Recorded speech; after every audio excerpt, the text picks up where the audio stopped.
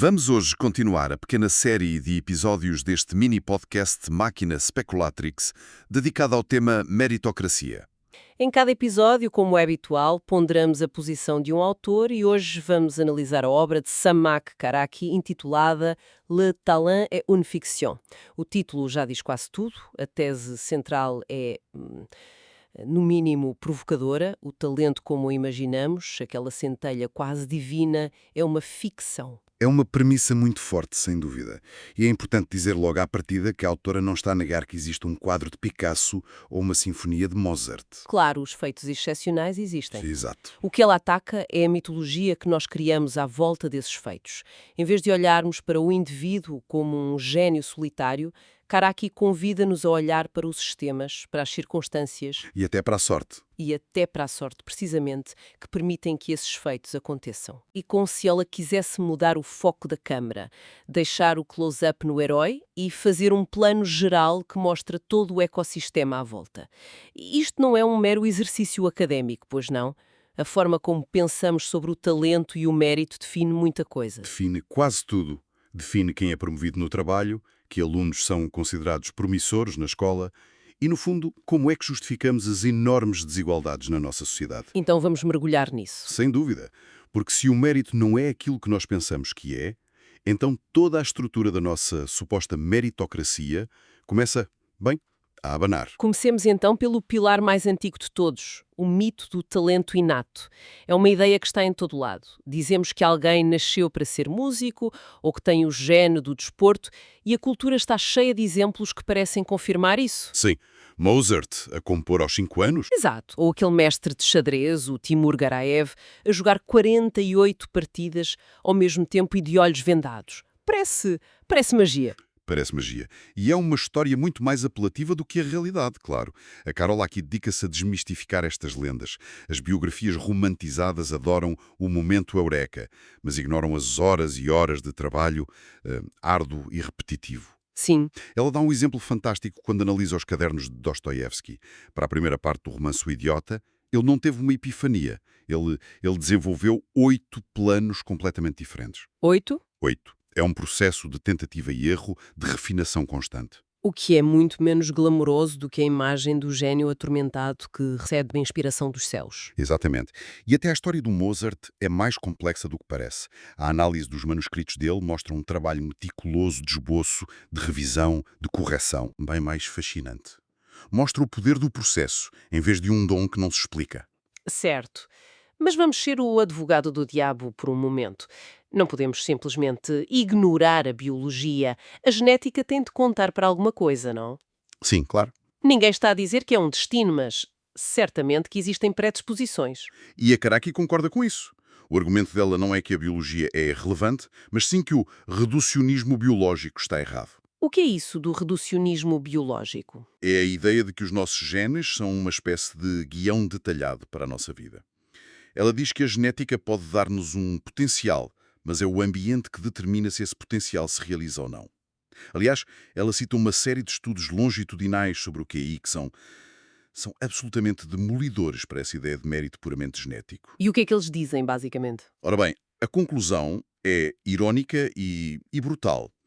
Crianças de famílias ricas, com baixos scores poligénicos, Ou seja, com uma predisposição genética teoricamente menor para o sucesso académico? exatamente, essas crianças acabam por ter mais sucesso na vida adulta do que crianças de famílias pobres com scores genéticos elevados. Espera, isso é incrível. Quer dizer que o ambiente socioeconómico não só o influencia, como pode anular por completo uma suposta vantagem genética? Precisamente, significa que o melhor gene que se pode ter é, na verdade, nascer numa família rica. Que forte. É.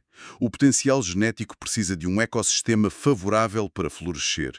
Boa nutrição, acesso a livros, estabilidade, incentivo.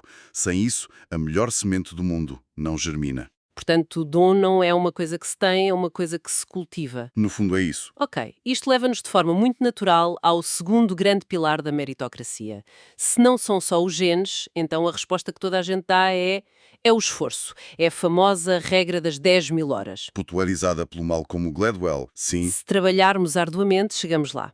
Mas imagino que a análise de Karaki também complica esta ideia. Compliquei muito. Ela não nega a importância da prática, claro que não, mas critica a visão puramente quantitativa. O número de horas. Exato. O problema não é o número de 10.000, mas a ideia de que todas as horas de prática são iguais. Ela baseia-se muito no trabalho do psicólogo Anders Ericsson e no seu famoso estudo com violinistas. Na Academia de Música de Berlim. Essa mesma. E ele descobriu que o que distinguia os violinistas de elite, dos bons, não era o número total de horas. Mas sim o tipo de prática. Exatamente. Os melhores dedicavam-se ao que ele chamou de prática deliberada. Que não é só repetir o que já se sabe. De todo. Não é tocar as peças que já se sabe de cor para uma audiência. É uma prática solitária, focada, com um objetivo específico de identificar e superar fraquezas. É um processo desconfortável, mentalmente exigente. Que visa a mestria e não a performance imediata. Perfeito. É isso mesmo. Mas a Karaki vai ainda mais fundo, certo? Ela faz uma inversão muito interessante do ditado popular. Em vez de querer é poder, ela defende que na maioria das vezes é quando se pode, quer-se. E essa é talvez uma das ideias mais poderosas e contraintuitivas do livro. Porquê? Porque a vontade de praticar, a motivação para aguentar aquelas horas de prática deliberada e desconfortável, o desejo de aprender, nada disso nasce num vácuo. É profundamente moldado pelas oportunidades e pelo ambiente que nos rodeia. Ou seja, a própria motivação não é um traço puramente individual. Ela também é construída socialmente. De todo. Pensemos nos exemplos que ela dá. O pai de Mozart, Leopoldo, era um compositor e um dos pedagogos musicais mais respeitados da Europa. Ele criou um ambiente de imersão total para o filho. Certo. Era dos filhos desde que eles eram crianças. O ambiente deles gritava: "Tu podes ser o melhor". Isso gera uma motivação que é quase impossível de replicar sem esse suporte todo. E depois há aquele caso extremo quase assustador do Laszlo Polgar. Esse é o exemplo radical que prova o ponto. Laszlo Polgar era um psicólogo húngaro que tinha uma tese. O gênio não nasce, cria-se. E para o provar, decidiu educar as suas 3 filhas para se tornarem campeãs de xadrez. Num campo dominado por homens e pelo mito do gênio inato. Exatamente. Ele e a mulher educaram-nas em casa, com uma impressão total em xadrez desde os 4 anos. E o resultado foi? Absolutamente espetacular. As 3 tornaram-se mestras de xadrez. Uma delas, a Judith Polgar, é considerada a melhor jogadora feminina de todos os tempos e competiu ao mais alto nível com os homens. Incrível. Ele provou, de uma forma quase assustadora, o quão poderoso é o ambiente na fabricação daquilo que nós chamamos de talento. O desejo delas de jogar e vencer foi cuidadosamente construído. O que nos leva ao terceiro fator. Já vimos que os genes e o esforço não são o que parecem, e hoje em dia fala-se muito das atitudes mentais, do famoso mindset. Da Carol Dweck, sim. A ideia de que acreditar que podemos melhorar faz com que, de facto, melhoremos. Karaki certamente reconhece a importância disto, mas a sua crítica é que, mais uma vez, tratamos o mindset como uma escolha puramente individual. Exatamente. A crítica dela é essa.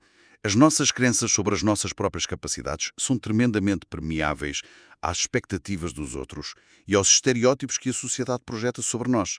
Ela explica isto através do conceito de ameaça do estereótipo, que é fascinante e arrepiante ao mesmo tempo. E como é que isso funciona? A ideia é que, quando pertencemos a um grupo sobre o qual existe um estereótipo negativo, o simples medo de confirmar esse estereótipo é suficiente para prejudicar o nosso desempenho. Num dos estudos clássicos, por exemplo, alunos negros tiveram resultados significativamente piores num teste quando lhes foi dito que o teste media a capacidade intelectual. Ativando o estereótipo racial? Isso. Quando o mesmo teste foi apresentado como um simples quebra-cabeças, a diferença de resultados desapareceu. Isso é inacreditável. O desempenho real de uma pessoa pode ser sabotado apenas por uma sugestão subtil no ar. Exatamente.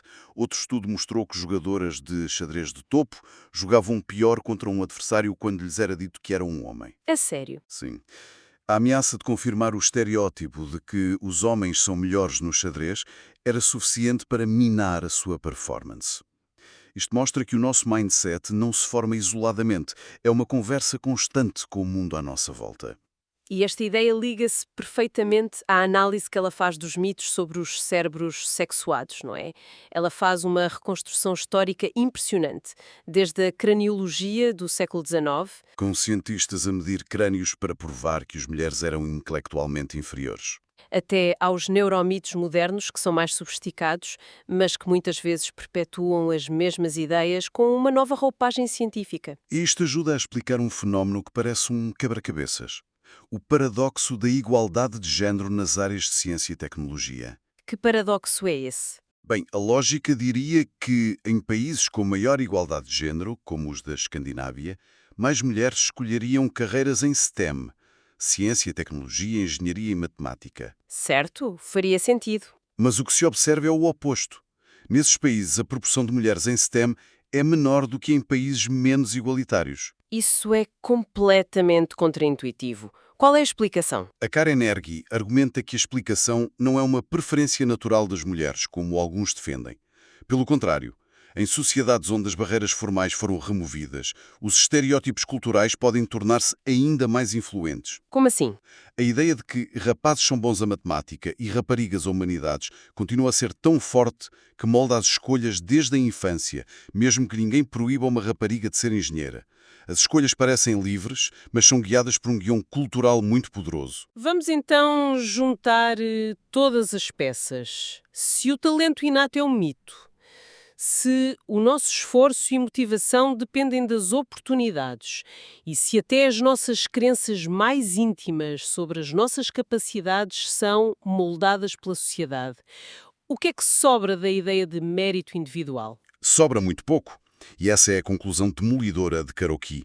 A crença no mérito puramente individual não é apenas uma ficção, é uma ficção prejudicial. Prejudicial em que sentido?